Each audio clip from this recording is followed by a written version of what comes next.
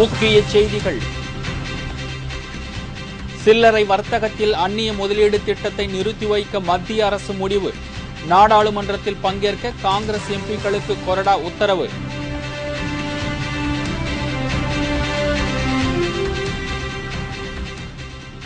ஆந்திர காங்கிரஸ் அரசு நம்பிக்கையில்லா வாக்கெடுப்பில் தப்புமா?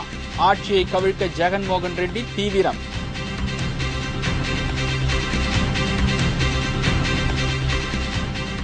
விஸ்வரூபம் எடுக்கிறது முல்லை பெரியாறு விவகாரம்.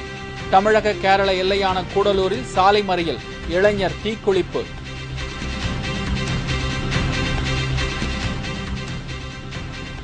நாளை பாபர் மசூதி இடிப்பு தினம். தமிழகம் முழுவதும் போலீசார் பலத்த பாதுகாப்பு.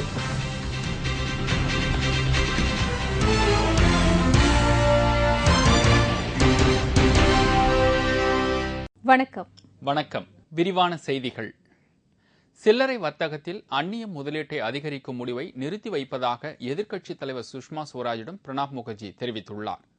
தொடர்ந்து முடங்கி வரும் நாடாளுமன்றத்தை அமளி இல்லாமல் நடத்தும் முயற்சியாக மத்திய நிதியமைச்சர் பிரணாப் முகர்ஜி எதிர்க்கட்சித் தலைவர் சுஷ்மா ஸ்வராஜை அழைத்து பேசினார். சில்லறை வர்த்தகத்தில் அந்நிய முதலீடு திட்டத்திற்கு எதிர்ப்பு தெரிவித்து எதிர்க்கட்சியினர் நாடாளுமன்றத்தில் அமளியில் ஈடுபட்டு வருகின்றனர். இதனால் முக்கிய மசோதாக்களை நிறைவேற்ற முடியாமல் காங்கிரஸ் கூட்டணி அரசு தவித்து வருகிறது. கடந்த 21ஆம் தேதி துவங்கிய குளிர்கால கூட்டம் ஒருநாள் கூட முழுமையாக நடைபெறவில்லை. காங்கிரஸ் அரசில் அங்கம் வகிக்கும் திமுக மற்றும் திரிணாமுல் காங்கிரஸ் ஆகிய கட்சிகளும் எதிர்த்து வருகிறது. தொடர்ந்து பிரணாப் தலைமையில் அனைத்து கட்சி கூட்டம் நடைபெற்ற போதும் அதிலும் உடன்பாடு ஏற்படாததால் எதிர்க்கட்சித் தலைவர் சுஷ்மா ஸ்வராஜை அழைத்து பேசினார். அப்போது நாடாளுமன்றத்தை சுமூகமாக நடத்த அனுமதிக்குமாறும் அந்நிய முதலீடு திட்ட விவகாரத்தில் கருத்தொற்றுமை ஏற்படும் வரை அதனை தள்ளி போடுவது எனவும் அரசு முடிவு எடுக்கும் என்று கூறியதாக தகவல்கள் தெரிவிக்கிறது.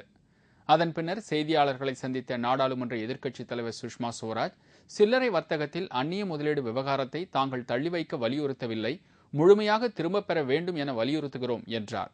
இதனால் அரசு இந்த திட்டத்தை நிறுத்தி வைக்கும் என டெல்லி வட்டாரம் தெரிவிக்கிறது. மார்க்சிஸ்ட் கம்யூனிஸ்ட் தலைவர்களில் ஒருவரான சீதாராம் யெச்சூரியையும் பிரணாப் முகர்ஜி அழைத்து பேசியுள்ளார். நாளை மறுநாள் புதன்கிழமைக்குள் மத்திய அமைச்சரவை கூடி இதுகுறித்து ஒரு முக்கிய அறிவிப்பை வெளியிடலாம் என்றும் தகவல்கள் வெளியாகியுள்ளது. இதனிடையே வரும் 7 மற்றும் 8 ஆகிய தேதிகளில் காங்கிரஸ் நாடாளுமன்ற உறுப்பினர்கள் கட்டாயம் நாடாளுமன்ற நடவடிக்கைகளில் பங்கேற்க வேண்டும் என்று கொறடா உத்தரவு பிறப்பிக்கப்பட்டுள்ளது. நம்பிக்கை வாக்கெடுப்பில் வெற்றி பெற ஆந்திர காங்கிரஸ் அரசு தீவிர முயற்சியில் ஈடுபட்டுள்ளது. ஆந்திராவில் முதலமைச்சர் கிரண்குமார் ரெட்டி தலைமையிலான காங்கிரஸ் ஆட்சி நடைபெற்று வருகிறது. கிரண்குமார் ரெட்டி அரசு மீது நம்பிக்கையில்லா தீர்மானத்தை தெலுங்கு தேசம் கட்சி ஆந்திர சட்டசபையில் தாக்கல் செய்தது. அதைத் தொடர்ந்து நம்பிக்கையில்லா தீர்மானத்தின் மீது நாளை ஓட்டெடுப்பு நடத்தப்படவுள்ளது. இருப்பினும் அதன் மீதான விவாதம் இன்று ஆந்திர சட்டசபையில் காரசாரமாக நடைபெற்றது.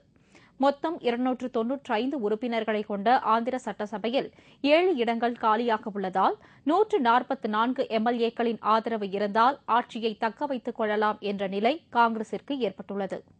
காங்கிரஸ் கட்சிக்கு தற்போது 153 எம்எல்ஏக்கள் உள்ள நிலையில் அவர்களில் 40 எம்எல்ஏக்கள் ஜெகன்மோகன் ரெட்டியின் ஆதரவாளர்கள் என்பதால் காங்கிரஸ் கட்சியின் பலம் குறைந்துள்ளது.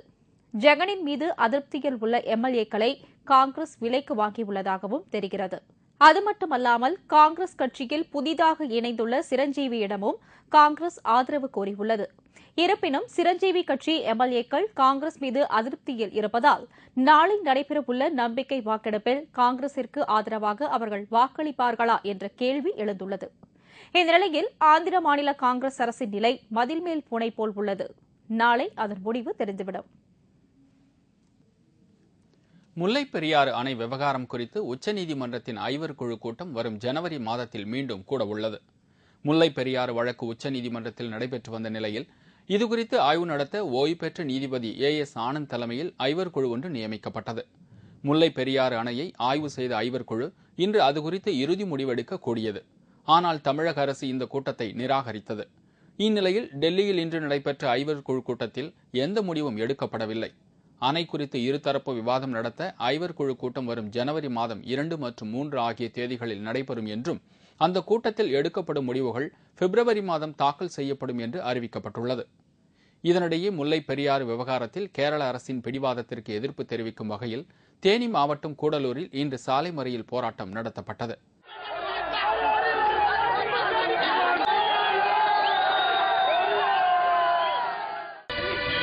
மத்திய அரசு இது உடனடியா இதுக்கு தீர்வு காணலாட்டி இன்னைக்கு ஒரு பையன் தான் தீ குளிச்சிருக்கேன். நாளைக்கு நாங்க இந்த இளைஞரணி ஊரை எல்லாமே மொத்தமா தீ குளிப்போம். இன்னும் எத்தனை பேர் உயிர் கொடுக்க தயாரா இருக்கோம். அப்போது போராட்டத்தில் கலந்து கொண்ட கூடலூரைச் சேர்ந்த செல்வபாண்டி என்ற வாலிபர் தீக்குளித்தார். இதில் பலத்த காயமடைந்த அவர் கம்பம் அரசு மருத்துவமனையில் சேர்க்கப்பட்டுள்ளார். இதனால் கம்பம் மற்றும் கூடலூர் பகுதிகளில் உள்ள பள்ளிகளுக்கு இன்றும் நாளையும் விடுமுறை அளிக்கப்பட்டுள்ளது. சபரிமலைக்கு செல்லும் ஐயப்ப பக்தர்கள் இதனால் பெரும் பாதிப்புக்கு உள்ளாகியுள்ளனர். நாளை பாபர் மசூதி இடிப்பு தினம் அனுசரிக்கப்படுவதால் நாடு முழுவதும் பலத்த பாதுகாப்பு ஏற்பாடுகள் செய்யப்பட்டுள்ளது. சென்னையில் 12,000 போலீசார் குவிக்கப்பட்டுள்ளனர். அயோத்தியில் உள்ள பாபர் மசூதி இடிக்கப்பட்ட தினமான நாளை தீவிரவாதிகள் நாச வேலைகளில் ஈடுபடக்கூடும் என்ற தகவல் வெளியானதை அடுத்து நாடு முழுவதும் பலத்த பாதுகாப்பு ஏற்பாடுகள் தீவிரப்படுத்தப்பட்டுள்ளது. பாபர் மசூதி இடிப்பு நாளன்று ஹைதராபாத்தில் பல்வேறு இடங்களில் குண்டுவெடிப்புகளை நடத்த பாகிஸ்தான் தீவிரவாதிகள் திட்டமிட்டுள்ளதாக உளவு பிரிவு எச்சரித்துள்ளது. இதனால் நாடு முழுவதும் ரயில் நிலையங்களிலும் மக்கள் கூடும் இடங்களிலும் பலத்த பாதுகாப்பு ஏற்பாடுகள் செய்யப்பட்டுள்ளன. சென்னை சென்ட்ரல் மற்றும் எழும்பூர் ரயில் நிலையங்களில் கூடுதல் பாதுகாப்பு ஏற்பாடுகள் செய்யப்பட்டுள்ளது. பயணிகளின் உடைமைகள் மற்றும் ரயிலில் அனுப்பப்படும் பார்சல்கள் அனைத்தும் பரிசோதனைக்கு பின்னரே அனுமதிக்கப்படுகின்றன. ஓடும் ரயில்களிலும் பாதுகாப்பு ஏற்பாடுகள் செய்யப்பட்டுள்ளன. ரயில் நிலையத்தின் உள்ளேயும் வெளியேயும் ஆயுதம் ஏந்திய போலீசார் நிறுத்தப்பட்டுள்ளனர். டிசம்பர் 6 முன்னிட்டு சென்னை மத்திய சென்ட்ரல் ரயில்வே நிலையத்தில் சுமார் 300 காவலர்கள் ஜிஆர்பி ஆர்பிஎஃப் எல்லாம் சேர்த்து 300 காவலர்கள் பாதுகாப்பு பணியில் ஈடுபடுத்தியிருக்கோம். எல்லாருமே ரவுண்ட் த கிளாக் ஒர்க் பண்ணிக்கிட்டு இருக்கோம். வர்ற பேசஞ்சருடைய லக்கேஜஸ் ஸ்கேனர்லையும் மேனுவலாகவும் செக் பண்ணி அலோவ் பண்றோம். உள்ள ஏதாவது வெடிபொருள்கள் தடை செய்யப்பட்ட பொருளாக இருக்கான்னு தீவிரமாக கண்காணிச்ச பிறகு லக்கேஜஸ் அலோவ் பண்றோம். பயணிகள் கொஞ்சம் நேரத்துக்கு முன்னாடி அட்வான்ஸா வந்துட்டாங்கன்னா இந்த செக் பண்ணிட்டு உள்ள போறது ஃப்ரீயா போறதுக்கு ஈஸியா இருக்கும். 1 hour முன்னாடி வந்தாங்கன்னா எங்களுக்கும் சௌரியமா இருக்கும், அவங்களுக்கு சௌரியமா இருக்கும். விமான நிலையத்திலும் பாதுகாப்பு நடவடிக்கை தீவிரப்படுத்தப்பட்டுள்ளது. மத்திய தொழில் பாதுகாப்பு படையினர் விமான நிலையத்தில் தீவிர கண்காணிப்பு பணியில் ஈடுபட்டு வருகின்றனர். மேலும் கோயம்பேடு பேருந்து நிலையம், பொதுமக்கள் அதிகம் கூடும் இடங்கள், வழிபாட்டு தலங்கள் ஆகிய இடங்களிலும் பாதுகாப்பு போடப்பட்டுள்ளது. கர்நாடக பாஜகவிற்கு சோதனை மேல் சோதனை ஏற்பட்டுக் கொண்டே இருக்கிறது. கர்நாடகாவில் உள்ள பெல்லாரி தொகுதியில் நடைபெற்ற இடைத்தேர்தலில் போட்டி வேட்பாளர் ஸ்ரீராமுலு அபார வெற்றி பெற்றார். இந்நிலையில் வரும் 14ஆம் தேதி நடைபெறும் கர்நாடக சட்டமன்ற கூட்டத்தொடர் இன்று துவங்கியது. அப்போது சபாநாயகர் போபையா மீது எதிர்க்கட்சித் தலைவர் சித்தாராமையா நம்பிக்கையில்லா தீர்மானம் அளித்துள்ளார். அந்த தீர்மானத்தின் மீது இன்று பிற்பகலில் விவாதம் நடைபெறும் என சபாநாயகர் முன்னதாக அறிவித்திருந்தார். ஆனால் பேரவை உறுப்பினர்களின் மறைவிற்கு அஞ்சலி செலுத்திய பிறகு அவை ஒத்திவைக்கப்பட்டது. இதனால் சபாநாயகர் போபையா மீதான நம்பிக்கையில்லா தீர்மானத்தின் மீது நாளை விவாதம் நடைபெறும் என்று தெரிகிறது. கர்நாடக முதல்வராக சதானந்த கவுடா பதவியேற்ற பிறகு நடைபெறும் முதல் சட்டமன்ற கூட்டம் இது என்பது குறிப்பிடத்தக்கது. அதிமுக அரசால் பணி நீக்கம் செய்யப்பட்ட மக்கள் நல பணியாளர்கள் மீண்டும் பணியில் அமர்த்த கோரி குடும்பத்துடன் மாவட்ட ஆட்சியர் அலுவலகம் முன்பு உண்ணாவிரத போராட்டத்தில் ஈடுபட்டனர். தமிழக அரசு கடந்த சில வாரங்களுக்கு முன்பு 12,000 மக்கள் நல பணியாளர்களை அதிரடியாக பணி நீக்கம் செய்து உத்தரவிட்டது. ஆனால் சென்னை உயர்நீதிமன்றம் அவர்களை மீண்டும் பணியில் அமர்த்த உத்தரவிட்டது. இருப்பினும் தமிழக அரசு அவர்களுக்கு மீண்டும் பணி வழங்கவில்லை. அதைத் தொடர்ந்து மக்கள் நல பணியாளர்கள் மீண்டும் பணி வழங்க கோரி தமிழகம் முழுவதிலும் உள்ள மாவட்ட தலைநகரங்களில் இன்று குடும்பத்துடன் உண்ணாவிரத போராட்டத்தில் ஈடுபட்டனர். விருதுநகரில் பணி நீக்கம் செய்யப்பட்ட மக்கள் நல பணியாளர்கள் மாவட்ட ஆட்சியர் அலுவலகம் முன்பு ஆர்ப்பாட்டத்தில் ஈடுபட்டனர். இதில் ஏராளமானோர் குடும்பத்துடன் கலந்து கொண்டனர். நீக்கம் செய்யப்பட்ட நாளிலிருந்து இன்று வரை தொடர்ந்து நாங்கள் பலகட்ட போராட்டங்கள் நடத்தியுள்ளோம். அதை மீண்டும் மக்கள் பணியமர்த்த கூறி இன்று குடும்பத்துடன் உண்ணாவிரதம் இருந்து கொண்டிருக்கிறோம். கடலூர் மாவட்ட ஆட்சியர் அலுவலகம் முன்பு 500க்கும் மேற்பட்ட மக்கள் நலப்பணியாளர்கள் தங்களது குடும்பத்துடன் உண்ணாவிரத போராட்டத்தில் ஈடுபட்டனர். அரசு மீண்டும் பணி வழங்கும் வரை பல்வேறு போராட்டத்தில் ஈடுபடப் போவதாக தெரிவித்தனர்.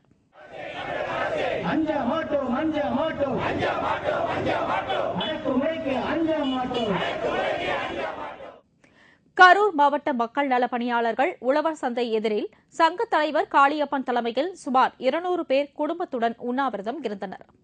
இதேபோல் நாகப்பட்டினத்தில் மக்கள் நலப் பணியாளர் இன்று தங்கள் குடும்பத்துடன் உண்ணாவிரத போராட்டத்தில் ஈடுபட்டனர். 10ஆம் வகுப்பு தேர்வில் ஆள் மாறாட்டம் செய்த வழக்கு தொடர்பாக புதுவை முன்னாள் அமைச்சர் கல்யாண சுந்தரம் இன்று 2வது முறையாக விழுப்புரம் காவல்துறையில் ஆஜரானார்.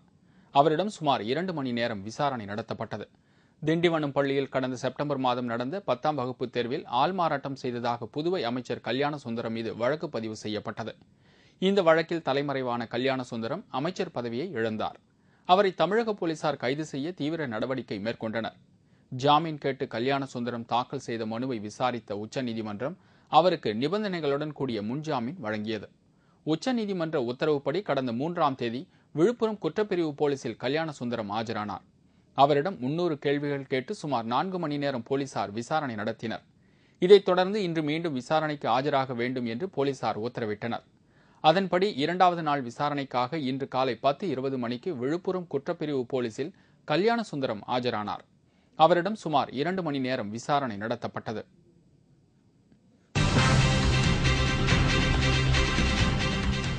பால் விலை, பேருந்து கட்டண உயர்வை கண்டித்து தமிழகம் முழுவதும் மார்க்சிஸ்ட் கம்யூனிஸ்ட் கட்சி போராட்டம்.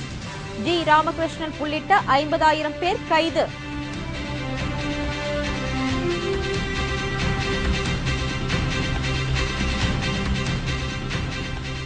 டெல்லியில் பிரதமர் மன்மோகன் சிங்கை சந்தித்து வைகோ புகார் மனு.